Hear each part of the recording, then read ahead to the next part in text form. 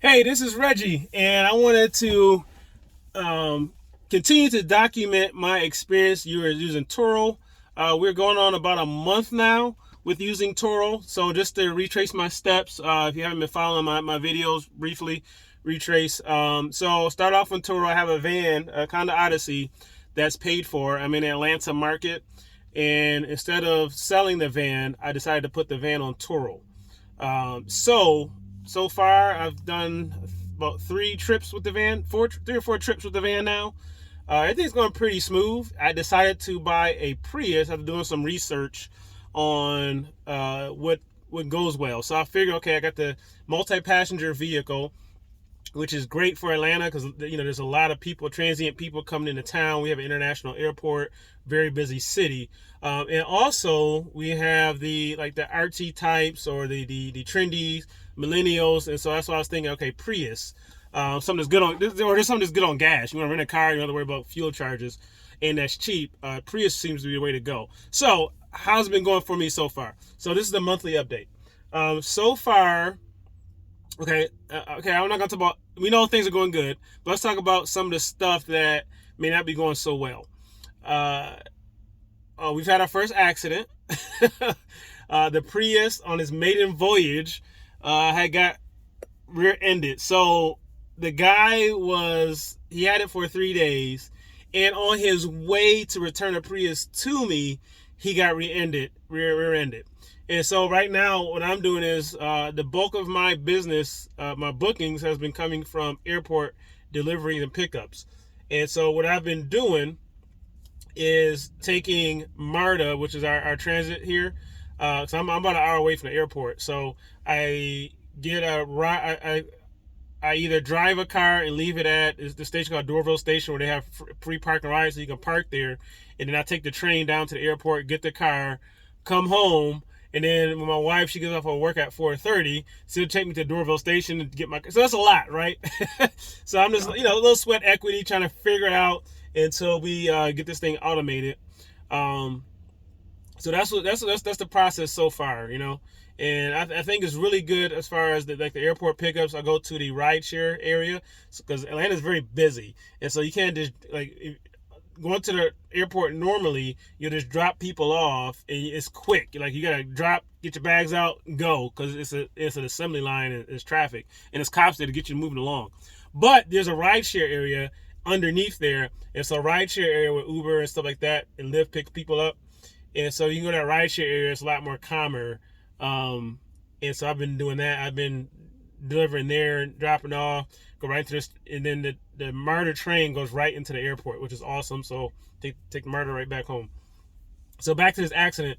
The guy, yeah, he was bringing the car to me and got rear-ended, and my heart dropped. Like, oh my god! And I'm glad I'm part of Facebook groups because it kind of prepared me because we get to see other people's experience. And so I'm on a Turo Facebook group, and I was like, okay, first of all, and the thing that hurts is that the Prius is so cherry. Like, I bought that thing, you could tell the thing was garaged, because it's clean. It's a 2011, so it's like almost a 10-year-old vehicle, and it's super clean. Like, if I told you that thing was brand new, you'd believe it. It's got leather seats. You can tell they have no pets, probably had no kids whatsoever. Clean, clean, clean. You can tell it's garage kept because the paint is immaculate. And when I changed the oil in it, I do my own maintenance. I changed the air filter. All Toyota manufactured, all Toyota lost for words, parts, I guess to say, lack of a better word, all Toyota parts, which means they probably took it to the dealership to have serviced.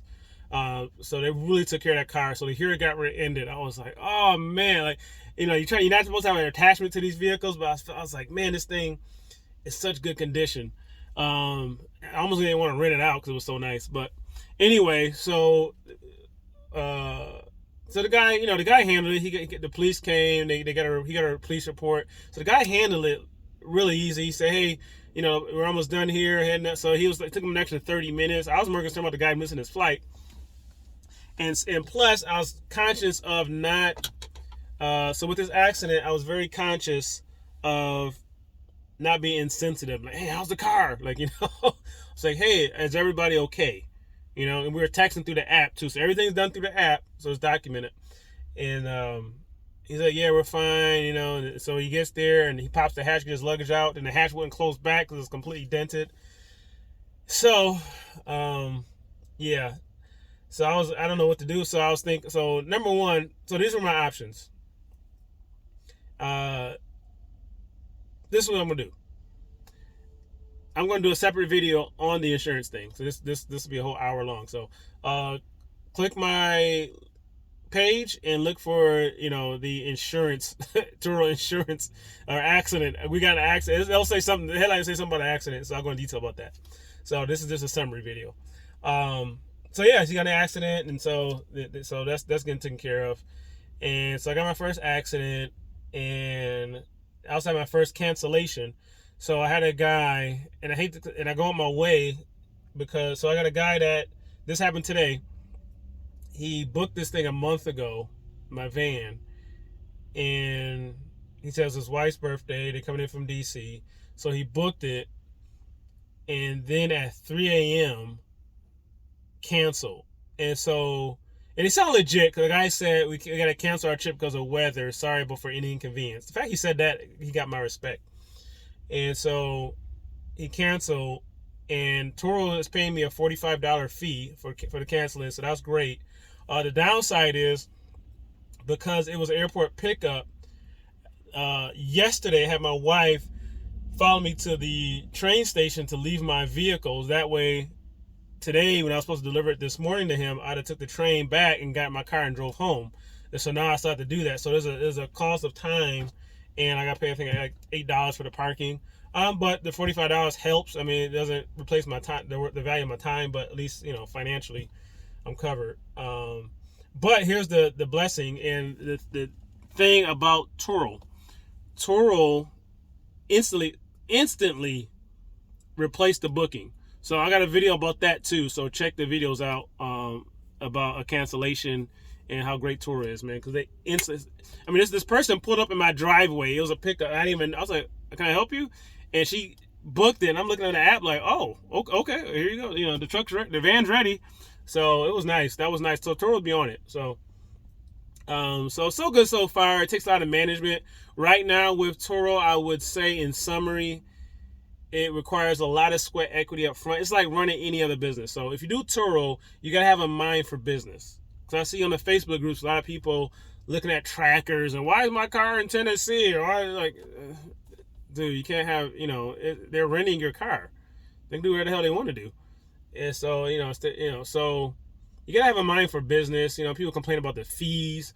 I'm like, well, if you complain about the Turo fees, you don't understand the price of customer acquisition, the price of building a website that massive and an app that massive. You got investors you got to, that you got to answer to for profitability. There's a lot going on. So they charge us a fee and they charge a customer a fee. And people complain about that. And I'm like, dude, okay, do you want them to do you want to get all their fees from us? Or all their fees from the customer? It just don't work that way. So you gotta have a mind for business. But so far, I've noticed that the Turo requires a lot of time. And right now, I am not getting compensated for my time to run my Turo business. So right now, I'm at 2 cars. I don't see 3 or 4. That'll be tough.